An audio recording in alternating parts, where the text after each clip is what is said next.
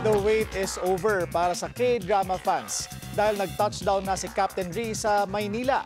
Bumisita ang South Korean actor na si Hyun Bin para sa kanyang unang fan meet sa bansa.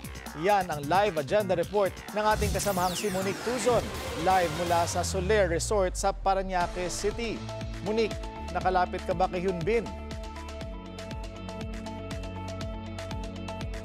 Annyeonghaseyo, Willard. Nandito na ako sa Soler where we had our fan meet with Hyun Bin. He crash-landed in Manila and of course, in my heart.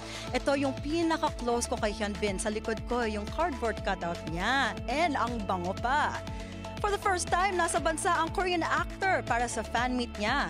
Alam mo ba, Willard, super excited ako for this event because favorite ko si Hyun Bin from Crash Landing on You where he plays Captain Ri. Where are my Chloe fans? Kakatapos lang ng press conference where they revealed his upcoming project called Made in Korea.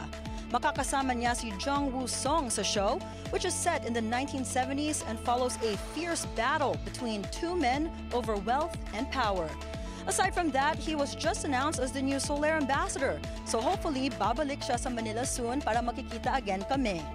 While in Manila, he's tried adobo and mentioned while he's in the Philippines, his top 3 fashion must-haves are sunglasses, a watch, and a cap. He also always brings supplements with him. Yan daw ang secret niya, kaya bakit ang pogi niya? Aside from his upcoming project Made in Korea, he's hoping for a project with a character he has never portrayed before para daw ma-challenge siya. Hyun Bin Oppa is just as charming in person as on TV and I'm so kilig and I am melting. Grabe, I said I'm so kilig talaga and you know, bitin yung time namin dito. Ako sana nag-tour guide kay Oppa while he's here in Manila. So, Willard, back to you. Monique, ilang fans naman ang nag-show up dyan? Mga 500 fans nandito, Willard, and it's by a raffle basis. And malas ako because I didn't get to meet him. Pero at least na-close ko naman siya dito sa cardboard cutout niya. Okay, marunong ba siyang magtagalog at ano raw yung lasa ng adobo? Wala siyang alam na Tagalog. He actually knows more English. So sabi ko, Opa, mag-Tagalog lessons tayong dalawa. Pero I don't know anong sabi niya sa adobo. Wala naman siya na sinabi, pero sabi niya, masarap.